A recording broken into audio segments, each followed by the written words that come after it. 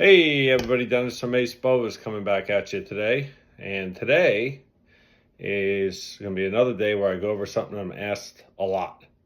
And that is, it's another pretty simple thing, right? Us to do this every single day.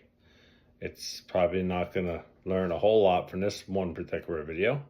But for anyone new or anyone just working with babies or whatever not, this happens to be a baby Suriname. This is Fudo to Toot Hope. It's accounted for. Unfortunately, all mine are accounted for. But we're going to do a real quick video on how to sex a boa, because I know a lot of people ask. So the first thing is sexing is to get them nice and comfortable like this. Then you take your thumb and your finger, and you slide it. Watch my thumb and finger. Boom, boom, right there. So it's from the vent. There's the vent. Squeeze a little bit. Boom, boom, right there.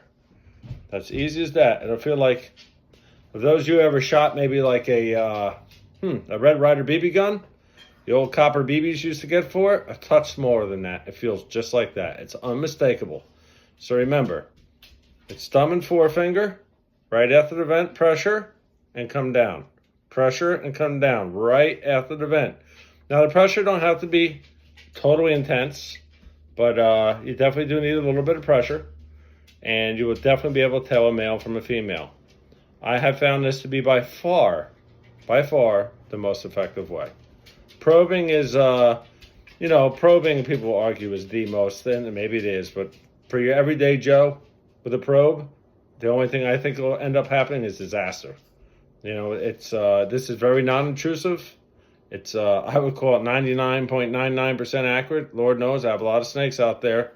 I haven't heard of any missexed yet. Can't say it can't happen to someone, because it can happen. It's happened to me. From snakes I bought from people, big names even. It can happen. But it's rare, and in my case, it has not happened. So I think in the cases it does happen, or maybe this wouldn't work the best, is maybe if somebody has like real bad neuropathy or something, then this method may not work the best. But for your everyday Joe, you see me coming along, I feel that vent, squeeze, boom, boom, right there. And look, the snake was right next to me. It's not going to tag you. It's not going to do nothing. If the snake's fighting you and it's not relaxed at all, it's not the time to try to do this, because it's not going to work. Because they can pull those hemipines up tight. And as a general rule of thumb, I usually, between cleaning and feeding with these babies, they're out, I'd say at least once a week, between cleaning and feeding them. So what I would do is I'd like to sex them 4 times. And just to make sure, I usually do twice the first day right away. I do not start sexing, in my case, the babies, until after they shed. Is that the only way to do it? I don't know. Probably not. If you do it a different way and your results are good, hey, that's great. Meaning the thumb method, but I prefer to do the thumb method after the first shed.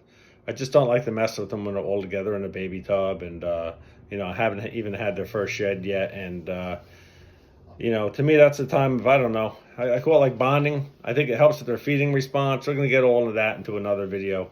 But this one's mainly about sexing. When they get older, some say by how the eyes lay in the female's head, you can tell a female versus a male, the eyes are a little wider. And I find that partially true, but that's not going to help you with a baby this size. It's not going to help you at all. Some will say, vent to the tail length. Yeah, there might be some truth to that too, but I wouldn't want to be buying boas from somebody that costs $800, $1,000 and they're sexing that way. I'd want the thumb method, so at least we know what we're getting. Again, you're going to come down that tail, just like this. You're going to feel the vent, pressure, boom, boom, right there. That's it. That's a male. 101% a male. If you have any further questions, feel free to ask. Please subscribe, subscribe. I need the subscriptions to keep us going here, and I have so much stuff I want to cover. And again, I try to answer every single comment in the comment section. So if you have any questions about how I'm doing it, or if I've done it too fast, or if you have a question before you want to do it, put it in the comments. I'll be glad to answer any question I can. You could also come over to my Facebook page, Ace Boas. If you don't want your comment to be seen, if you're embarrassed by it or something, PM me. If I can answer the question for you, I'm gonna. Absolutely. And You know, as far as like any comments on here, if anyone started busting your chops, I would delete the comments. You don't have to worry about that. That's not what I'm about. And again, I want to thank you all for your support.